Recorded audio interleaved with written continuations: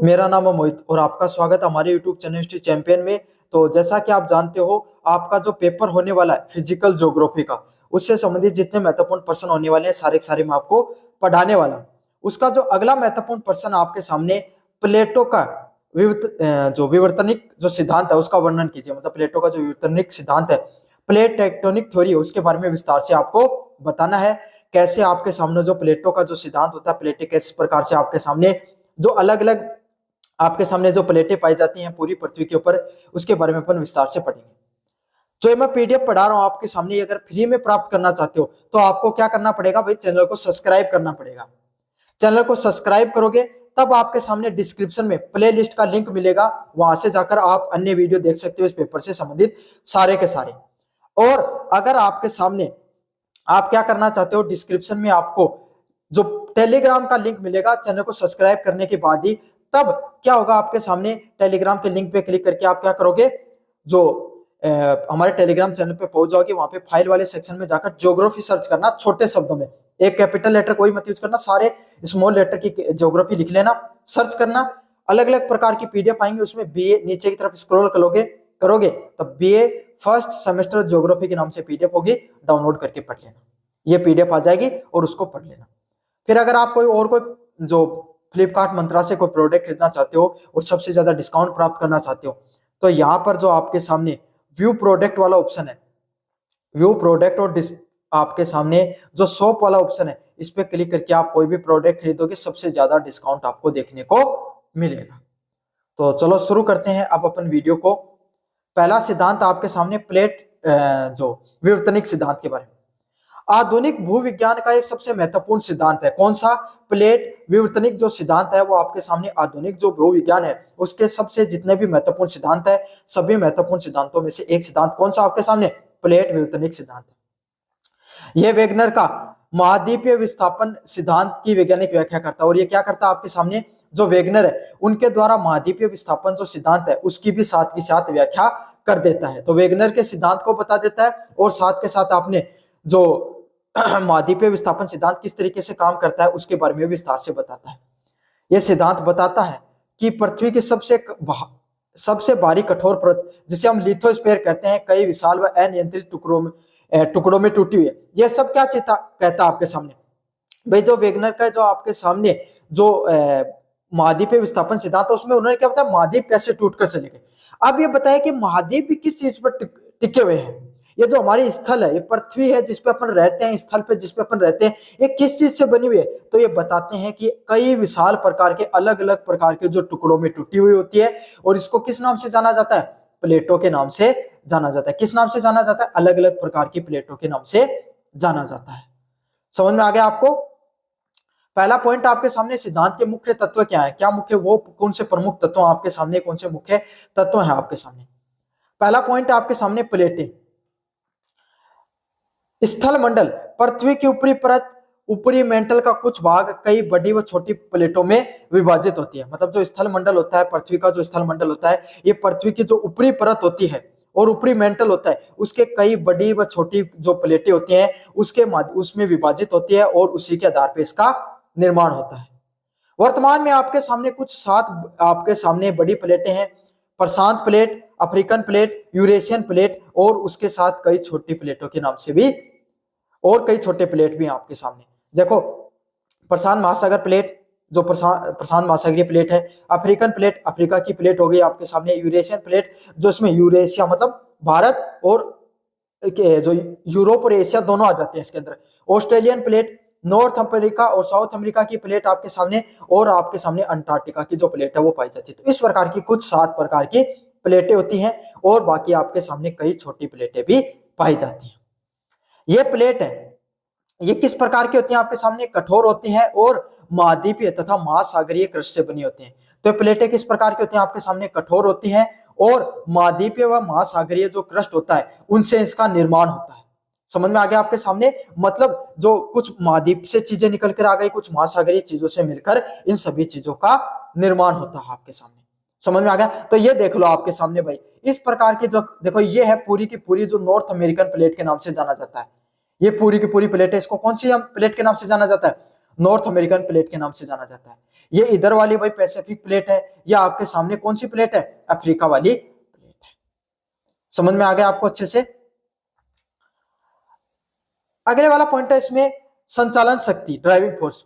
ये प्लेटें स्थिर नहीं होती हैं, बल्कि पृथ्वी के भीतर मौजूद दुर्बल मंडल एस्थेनोस्फेयर के ऊपर मेंटल का पिघला हुआ भाग होती है। ये क्या होती है, पृथ्वी के आपको पता 3 भाग होते हैं, क्रस्ट, मेंटल और कोर। क्या होते हैं, क्रस्ट, मेंटल और कोर, आपको पता ना, क्रस्ट मतलब ऊपरी भूभाग, मेंटल बीच का और कोर सबसे आखिर का, है ना।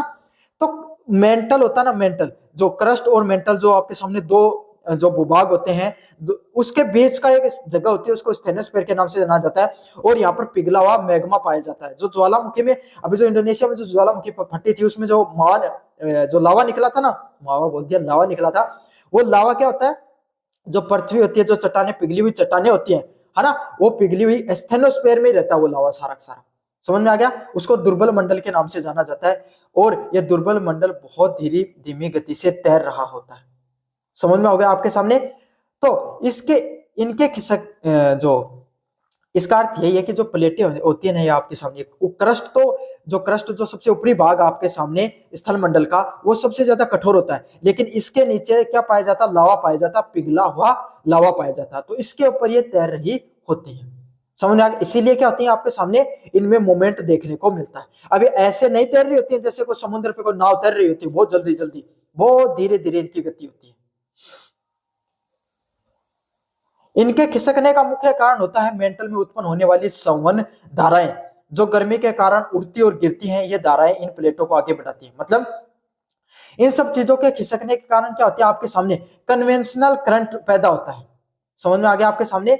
मतलब इन धाराओं के जो आपके सामने जो धाराएं गिरती हैं, उठती हैं, गिरती हैं, इसके कारण क्या होता है आपके सामने, गर्मी के कारण उठती और गिरती हैं, और ये धाराओं में प्लेटों को आगे बढ़ाती है। क्या होता है, जो लावा होता है ना आपके सामने, जो नीचे की जो स्टेनोस्फेयर होता है, इसमें क्या होता है, गर्मी होती है। अब आपको पता है भाई गर्मी होती है, उसमें थोड़ी बहुत भाप भी निकलती है, तो क्या होता है आपके सामने थोड़ा ऊपर नीचे होती रहती है। अब ऐसे नहीं कि ऐसे हो रही है बहुत ऊपर नीचे ना, बहुत धीमी गति देखने को मिलती है। और ये जब बहुत ज्यादा गर्मी बढ़ जाती है, इसी के कारण भूकंप उत्पन्न हो जाता है।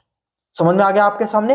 और जब आपके सामने बहुत ज्यादा एक कोई कच्ची जगह होती है क्रस्ट के ऊपर, वैसे तो बहुत बड़ी जगह है भाई क्रस्ट में, तो इतने को तो फट कर निकल नहीं सकती, लेकिन कहीं पर कोई कच्ची जगह होती है, वहीं पर ये क्या होते हैं, फट जाती हैं, और वैसे ज्वालामुखी का निर्माण हो जाता है।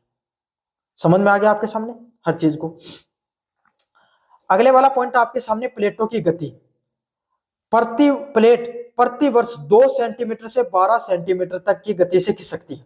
मतलब हर साल, अब अगर अपन बात करें, एक प्लेट है वो 2 सेंटीमीटर से लगभग 12 सेंटीमीटर की गति तक खिसकती है आपके सामने। समझ में आ गया आपके सामने, इतनी गति से वो खिसकती रहती है। प्लेटों के बीच में आपके सामने क्या होता है बातचीत, और मतलब इंटरेक्शन, और प्लेटों की सीमाएं कहते हैं। मतलब मैं बताता हूं आपको ये क्या चीज होती है। एक प्लेट है ना, वो मतलब एक प्रतिवर्ष में कितनी होगी, 2 सेंटीमीटर तक आगे या पीछे जा सकती है, या फिर 12 सेंटीमीटर तक जा सकती है। और जो आपके सामने एक दूसरे के करीब आना, दूर जाने को वो उनकी बातचीत के नाम से जाना जाता है, और जो उनके किनारे होते हैं वो उनकी सीमाओं के नाम से जाना जाता है। समझ में आ गया आपके सामने। अब इनकी सीमाएं कितनी प्रकार की होती हैं, 3 प्रकार की सीमाएं होती हैं। पहला होता है उपसारी सीमा, डाइवर्जेंट बाउंड्री। डाइवर्जेंट बाउंड्री क्या होती है भाई, अब सारी हो गई, दोनों में बनी कुनी, 2 प्लेटें थी, दोनों में एक दूसरे से मनमुटाव हो गया। अब 2 व्यक्तियों में मनमुटाव हो जाता तो क्या हो जाते हैं, दूर हो जाते हैं ना। तो वही चीज यहीं पर देखने को मिलती है। जब 2 प्लेटें एक दूसरे से दूर चली जाती हैं, तो उसको किस नाम से जाना जाता है, डाइवर्जेंट बाउंड्री के नाम से जाना जाता है। मनमुटाव हो गया, एक दूसरे से दूर चली गई आपके सामने। इसका क्या परिणाम होता है आपके सामने, जो महासागरीय कटक होता है, मिड ओशियन रिज होता है, उसका निर्माण होता है। जो अपने बहुत गहरी खाई होती है आपके सामने, इनके बीच में समुद्रों में देखना बहुत गहरी गहरी खाई पाई जाती हैं। जो आपके सामने जो पैसिफिक ओशियन का सबसे गहरी गर्त होती है ना, गर्त का नाम सुना होगा आपके सामने, मेरीना ट्रेंच है, मेरीना गर्त है, वो इसी प्रकार से निर्माण होता है उनका। ये दो आपके सामने जो ये प्लेटें दूर चली जाती हैं, इसीलिए इन ग्रंथों का निर्माण होता है। जो मेरीना ग्रंथ है, जो प्रशांत महासागर की सबसे गहरी ग्रंथ है। समझ में आ गया। इनके दूर जाने से बड़ी बड़ी जो महासागर होते हैं, उनके बीच में खाइयां उत्पन्न होती है, उसको मिड ओशियनिक रिज के नाम से जाना जाता है। साथ के साथ ज्वालामुखी फटते हैं और नए महासागरीय कृष्ठों का निर्माण होता है। साथ के साथ क्या ज्वालामुखी का विस्फोट होता है और नए नए प्रकार के महासागर हैं उनका भी निर्माण देखने को मिलता है। जैसे अंटार्कटिका महासागर में जो क्रस्ट है उसका निर्माण होता है, उदाहरण के लिए मध्य अंटार्कटिका जो कटक है उसमें उसका जो निर्माण हुआ है वो इसका प्रमुख उदाहरण है। तो ये आपके सामने प्रमुख उदाहरण है जिसमें क्या होता है आपके सामने अंटार्कटिका महासागर में जो क्रस्ट का निर्माण हो रहा है वो सब इसी का उदाहरण है आपके सामने। समझ में आ गया। अगले वाला पॉइंट आपके सामने अभिसारी सीमा। अभिसारी सीमा क्या होती है? जब प्लेटें एक दूसरे से दूर जाती हैं और टकराती हैं, सॉरी गलत बोल दिया मैंने, एक दूसरे के करीब आती हैं। अपसारी में हुआ था दूर गई थी, अभिसारी में क्या हो एक दूसरे के करीब आएंगे, भाई दोनों में मिलन की भावना आ गई, मन फिर से बातचीत होने लगी तो क्या एक दूसरे के करीब आ गए और ज्यादा इंसान कन पास आ जाता तब क्या कर जाते हैं, मिल जाते हैं, ऐसे हो जाता ना, हक कर लेते हैं। तो वही कर लेते हैं, एक दूसरे से टकरा जाते हैं, हक कर लेते हैं। इसी को किस सिद्धांत के नाम से जाना जाता है? आपके सामने महाद्वीपीय आपके सामने टक्कर के नाम से जाना जाता है। और इस महाद्वीपीय टक्कर से किसका होता है? वलित पर्वतों का, फोल्ड माउंटेन्स का निर्माण होता है, जैसे कि हिमालय हो गया। इन सभी पर्वतों का क्या होता है आपके सामने निर्माण होता है, बड़े बड़े वलित पर्वत होते हैं, इन सभी क्षेत्रों का निर्माण होता है। समझ में आ गया। इसमें जो अगला पॉइंट है महाद्वीपीय व महासागरीय टक्कर। महासागरीय प्लेटें महाद्वीपीय प्लेटों के नीचे चली जाती है। काफी बार क्या होता है आपके सामने जो ये एक दूसरे के नीचे भी चली जाती हैं, जिसको सबडक्शन के नाम से एक जब टक्कर होगी ना भाई, टक्कर होगी तब क्या होगी, एक प्लेट जो कच्ची प्लेट आपके सामने क्या हो गई वो नीचे धंस जाती है, जो ज्यादा कठोर परत होती है वो ऊपर चली जाती है, इस प्रकार के क्षेत्र बन जाता है। इसको सबडक्शन के नाम से जाना जाता है। किस नाम से जाना जाता है? सबडक्शन के नाम से जाना जाता है। भाई कोई आदमी की दो आदमी की लड़ाई हो जाए, वो है ना, तो एक दूसरा ने मार दे जाए, एक आदमी दूसरा आदमी को ऊपर क्यों जाए, ज्यादा हावी हो जाए, तो यहाँ समझ जाओ उन सबडक्शन का नाम से कही जाए। इससे क्या होता है, गहरे महासागरीय ग्रंथों का निर्माण होता है। और इससे क्या होता है, गहरी गहरी जो ट्रेंचेज है, महासागरीय ग्रंथ है, उसका निर्माण होता है, जैसे कि एंडीज पर्वत है वो इसका प्रमुख उदाहरण है। कौन सा इसका प्रमुख उदाहरण है? एंडीज पर्वत है वो इसका प्रमुख उदाहरण है। अगले वाला पॉइंट आपके सामने रूपांतरित सीमा, ट्रांसफॉर्म बाउंड्री क्या होती है? प्लेटों की एक दूसरे के ओर समानांतर गति, मतलब ना तो बातचीत है दोनों में, ना बातचीत है ना मोटाव है, एक दूसरे से कोई ज्यादा मतलब नहीं है, पास पास से जा रहे हैं लेकिन बोल नहीं रहे हैं। काफी बार आप काफी लोगों के साथ आपके ऐसे तो रिश्ते होते हैं, एक दूसरे के करीब रहते हैं लेकिन बातचीत आप ज्यादा उनसे मतलब नहीं रखते हो, एक दूसरे के करीब रहते हो। तो यही होता है आपके सामने। इससे क्या होता है आपके सामने भूकंप आता है, क्यों? एकदम करीब से गुजरते हैं तो आपके सामने क्या होता है, ऐसे रगड़क लगती है, घर्षण होता है, तो इससे भूकंप देखने को मिलता है। इसको सैन एंड्रियास फोल्ट के नाम से जाना जाता है उदाहरण के रूप में। अब इस सिद्धांत का क्या महत्व है? प्लेट विवर्तनिक सिद्धांत है, ये भूगोल के कई रहस्यों को सुलझाने का प्रयास करता है। कौन से सिद्धांत बताता है आपके सामने? पर्वत निर्माण, अलग अलग प्रकार के जो इसके क्या होता है वलित पर्वतों का, हिमालय व एंडीज पर्वत जैसे पर्वतों का निर्माण होता है। कैसे हुआ? आपके सामने जो यूरेशिया प्लेट है आपके सामने लगातार टकराती रहती है, इसके अंदर जो छोटी छोटी प्लेटें ना, यहाँ पे जो नेपाल चीन वाला क्षेत्र इसकी एक प्लेट है और भारत वाले क्षेत्र की एक प्लेट है, तो ये प्लेट आपस में टकराती रहती है, छोटी वाली प्लेटें है ना। तो इससे क्या होता है आपके सामने हिमालय उसकी ऊंचाई लगातार बढ़ती रहती है। हर साल कहते हैं 2 से 5 सेंटीमीटर तक, जो मिलीमीटर या सेंटीमीटर तक कुछ ऊंचाई हिमालय की हर बार बढ़ती रहती है। और ये किस लिए बढ़ती है? क्योंकि ये जो प्लेटें ना ये एक दूसरे के हमेशा करीब आती रहती है, इसलिए इनकी जो आपके सामने जो वो बढ़ती रहती है। अगले वाला हाइट बढ़ती रहती है। भूकंप और ज्वालामुखी, ये घटनाएं प्लेट की सीमाओं को किनारे ही क्यों होती हैं? भाई अधिकतर ये देखने को मिला, भूकंप और ज्वालामुखी हमेशा प्लेटें होती है ना, इन्हीं के किनारे ज्यादातर क्यों देखने को मिलते हैं। तो इस चीज से आपको ये भी पता चल गया, इनके किनारे यही सब घटनाएं इसीलिए ज्यादातर होती हैं। क्यों? क्योंकि आपके सामने ये प्लेटें आपस में टकराती रहती हैं, एक दूसरे से दूर जाती रहती हैं, एक दूसरे से करीब आती रहती हैं, इसीलिए ये जितनी भी घटनाएं होती हैं भूगोलिक घटनाएं, ये अधिकतर आपके सामने प्लेटों के किनारे ही देखने को मिलती हैं। इस प्रश्न का भी जवाब आपको मिल जाता है।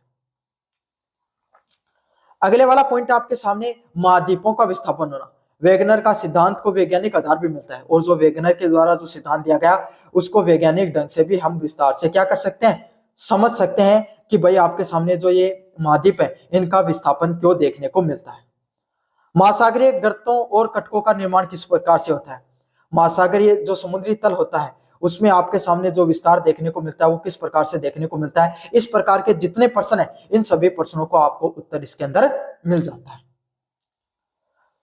ये सिद्धांत आपके सामने आधुनिक जो भूविज्ञान और भू आकृति विज्ञान की नींव रखते हैं, जिससे हम पृथ्वी के आंतरिक और बाहरी स्वरूप के निर्माण की प्रक्रिया को समझने में मदद मिलती है। मतलब इससे क्या होता है, आपके सामने ये जो सिद्धांत है, ये आधुनिक जो भूविज्ञान होता है, वह भू आकृति होती है, उसके बारे में आपको पता चलता है, जिससे जो आंतरिक व बाहरी स्वरूप होता है जो आपके सामने पृथ्वी का, उसको समझने, हमें गहराई से समझने में मदद मिलती है। तो ये था भाई आपके सामने जो आपका सबसे ज्यादा महत्वपूर्ण प्रश्न, जो प्लेटो के विवर्तनिक सिद्धांत है, उसके बारे में अपन ने विस्तार से पढ़ा। कैसा लगा वीडियो जरूर से बताना, चैनल को जरूर से सब्सक्राइब कर देना। धन्यवाद।